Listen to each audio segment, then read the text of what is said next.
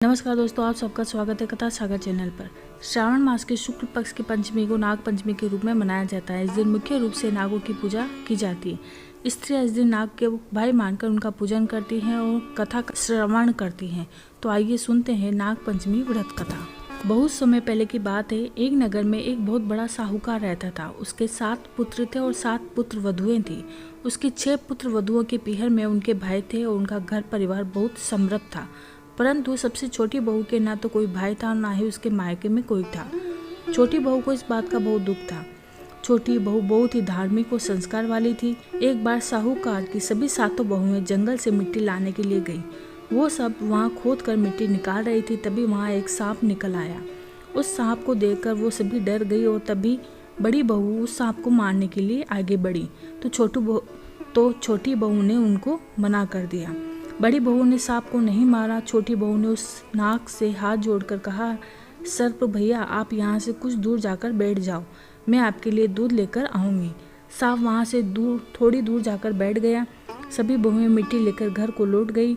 घर लौटकर घर के कामों में छोटी बहू सांप को दिया अपना वचन भूल गई और उधर सांप उसकी प्रतीक्षा करता रहा। बहुत देर बाद जब छोटी बहू को अपना वचन याद आया तो वह दौड़ी दौड़ी दूध लेकर वहाँ पहुँची जहाँ उसने सांप को रुकने के लिए कहा था। वो जब वहाँ पहुंची तो सांप उसे वहीं बैठा हुआ मिला। छोटी बहू ने सांप से कहा, भैया, मैं घर के कार्य में आपको दिया हुआ वचन भूल गई थी, मुझे माफ़ कर दो। मैं आपके लिए दूध लाई हूँ, आप यह दूध पी लो। सांप ने कहा, तूने मुझे भैया कहा है और मेरे जीवन की रक्षा भी करी है, इसीलिए आज से तुम मेरी धर्म बहन हो और मैं तुम्हारा धर्म भाई।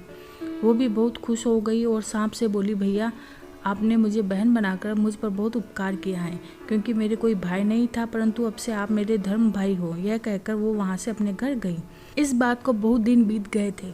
उसकी सभी जेठानियाँ अपने पीहर जाने की तैयारी कर रही थी और छोटी बहू चुपचाप बैठी अपने घर के काम कर रही थी। वो मन ही मन सोच रही थी, काश अगर मेरा भी कोई भाई होता तो आज मैं अपने भाई के घर जाती। तभी वो नाग एक मनुष्य का रूप लेकर उसके घर आ गया और बोला कि मैं आपकी छोटी बहू का भाई हूँ, उसे उसके मायके ले जाने के लिए आया हूँ। साहूकार की पत्नी और दूसरी बहुएं कहने लगी कि इसका तो कोई भाई है ही नहीं। तब वो बोला कि यह मेरे दूर के रिश्ते की बहन और मैं बहुत समय से यहाँ से बहुत दूर नगर में था और अब कुछ समय पहले ही अपने घर आया हूँ। वहाँ उपस्थित सभी लोगों को उसने विश्वास दिला दिया कि वो उसका भाई है। जब सबको यह यकीन हो गया कि वो उसका भाई है तो उसका स्वागत सत्कार किया गया। फिर वो बोला कि मैं अपनी बहन को अपने घर ले जाने के लिए आया हूँ, आप इसे मेरे साथ भेज दीजिए। उसकी सास ने छोटी बहू को अपने भाई के साथ जाने की आज्ञा दे दी। छोटी बहू ने जल्दी से तैयारी कर और अपने भाई के साथ चल पड़ी।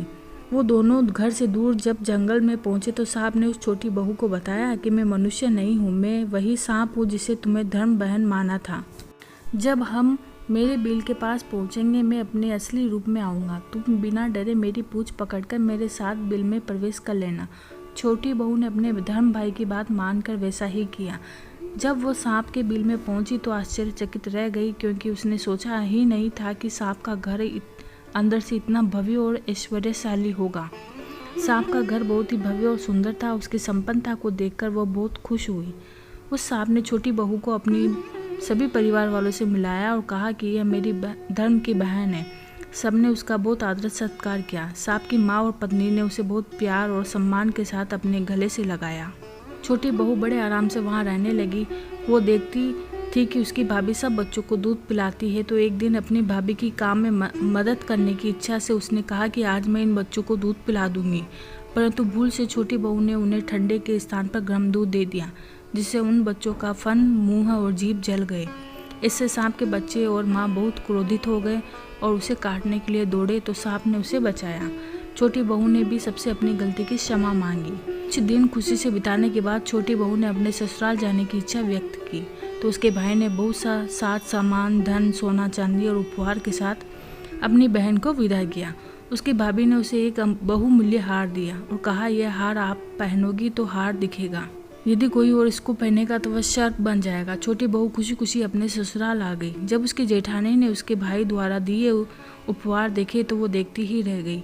उसके उपहारों की प्रशंसा धीरे धीरे पूरे नगर में फैल गई। सबसे ज़्यादा चर्चा उस बहुमूल्य हार की हो रही थी। जब उस हार की खूबसूरती के विषय में वहाँ की रानी ने सुना तो उसने उस हार को देखने की इच्छा व्यक्त की। छोटी बहू ने वो हार देखने के लिए मंत्री को दे दिया।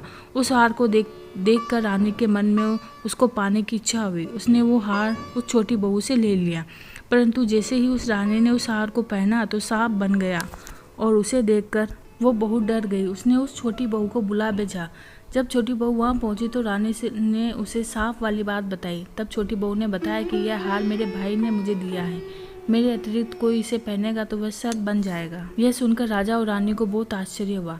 इधर घर की उसकी जेठानियों ने ईर्ष्यावश उसके पति को भड़का दिया कि इससे पहले तो कोई भाई नहीं, अब कोई भाई आया और इसे इतना धन उपहार और बहुमूल्य हार दे दिया। इन सब बातों से उसके पति को उस पर शक हो गया।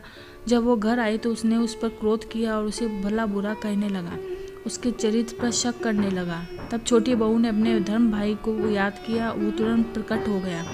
तब उसने उसके पति को अपना असली रूप दिखाया और सारी बात बताई, जिसे सुनकर उसका पति दंग रह गया।